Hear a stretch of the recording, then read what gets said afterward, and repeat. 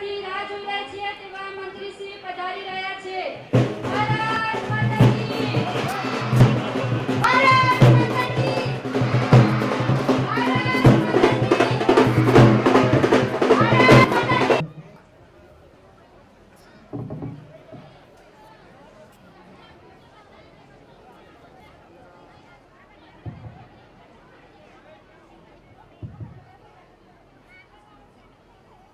જોરદાર તાળીઓ। સરસ, ખૂબ સરસ। ભારત માતા કી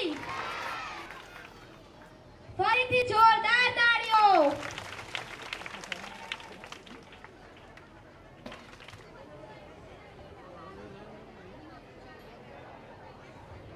મજાની કરજા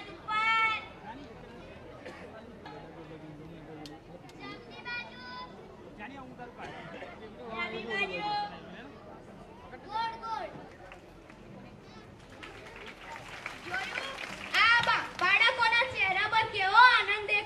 જાણીતો બન્યો છે।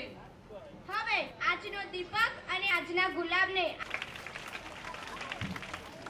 मैं इतना ही कहूँगी कि आज कैबिनेट मंत्री की शपथ लेने के बाद मेरा सौभाग्य है कि मेरा पहला सार्वजनिक कार्यक्रम और दौरा गुजरात प्रदेश में हुआ है। प्रातः मैं गुजरात की पहली महिला मुख्यमंत्री श्रीमती आनंदीबेन पटेल से मिली। आज कुड़ासन में प्राथमिक शाला में प्रवेश उत्सव के और कन्या केलवनी के इस उत्सव में आई हूँ। मुझे बहुत खुशी है ये देखते हुए कि आज न सिर्फ प्राथमिक शाला में बल्कि साथ ही कक्षा 6 और कक्षा 9 में एनरोलमेंट का जिस प्रकार से कष्ट उठाया है पूरे प्रशासन ने और स्कूल ने, ये इस बात के महत्व को दर्शाता है कि हमारी सरकार प्रतिबद्ध है न सिर्फ एनरोलमेंट और शिक्षा प्राइमरी एजुकेशन में बल्कि सेकेंडरी एजुकेशन में भी सबका ध्यान है। मैं इतना कहना चाहूँगी कि आज इस स्कूल में एक विशेष रूप से स्मार्ट स्कूल की जो शुरुआत हुई, जिस विद्यार्थी knowledge with technical ability in दोनों का समावेश जो हुआ है, उसके लिए भी मैं प्रशासन को, गुजरात सरकार को और आचार्यों को, स्कूल की अध्यापिकाओं को अपनी ओर से बधाई देती हूँ।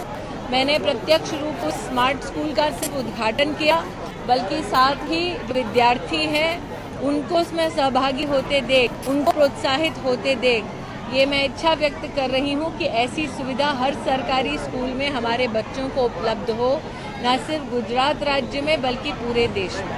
एक बार फिर मैं अपने भाग्य अच्छा है इस बात को व्यक्त करती हूँ कि मेरा पहला कार्यक्रम आज गुजरात प्रदेश में हो रहा है, जहाँ से मैं राज्यसभा की सांसद भी हूँ और जहाँ पर विशेष रूप से हमारी सरकार ने जो प्रतिबद्धता दिखाई है कि बेटी बचाओ और बेटी पढ़ाओ, उस संदर्भ में आज जो कन्या केलवनी का कार्यक्रम हो रहा है उसके लिए मैं प्रशासन को और सरकार को विशेष बधाई देती हूँ। इतना ही कहूँगी कि आज MHRD के जितने भी अधिकारी मेरे साथ दिल्ली से आए हैं वो विशेष रूप से गुजरात में प्रवेश उत्सव, गुणोत्सव, साथ में टीचर्स ट्रेनिंग के सभी कार्यक्रमों को गौर से समझ रहे हैं, उसका अध्ययन कर रहे हैं।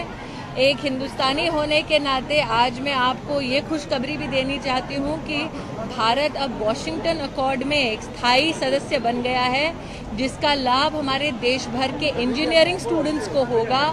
उनकी डिग्री का लाभ तो होगा ही, साथ में उनकी एम्प्लॉयबिलिटी बढ़ेगी। तो गुजरात में पहला कदम ओथ लेने के बाद न सिर्फ मेरे लिए लकी रहा है कि MHRD की दृष्टि से वॉशिंगटन अकॉर्ड में स्थायी सदस्यता पाने के बाद हम इंजीनियरिंग स्टूडेंट्स को जिस प्रकार की सुविधा प्राप्त होगी उसके लिए मैं MHRD की पूरी टीम को अपनी ओर से बधाई देती हूँ। गुजरात सरकारे राइट टू एज्युकेशन हेठળ કેટલીક જે વેલ ટુ ડુ સ્કૂલ્સ છે, સારી સ્કૂલ્સ છે, એમાં એનરોલમેન્ટ કરાવવાનું નક્કી કર્યું છે એમના બાળકોને, વંચિતોના પરિવારો માટે।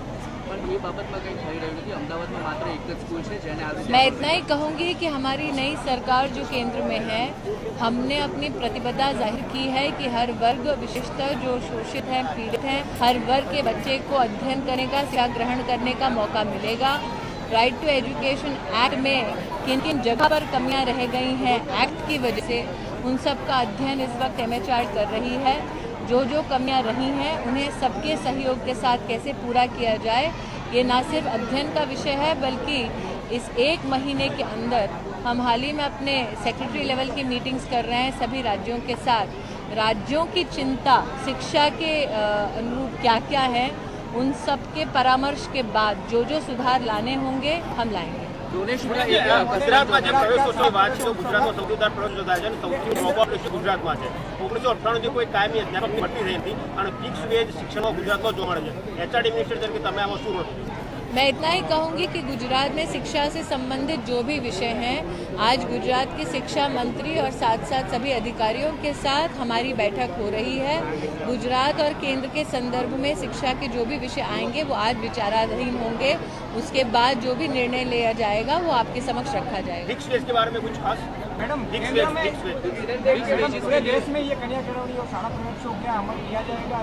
मैं इतना ही कहूँगी कि गुजरात प्रेरणा स्रोत बनेगा कि हम देश भर में एनरोलमेंट को कैसे 100% कर सकें।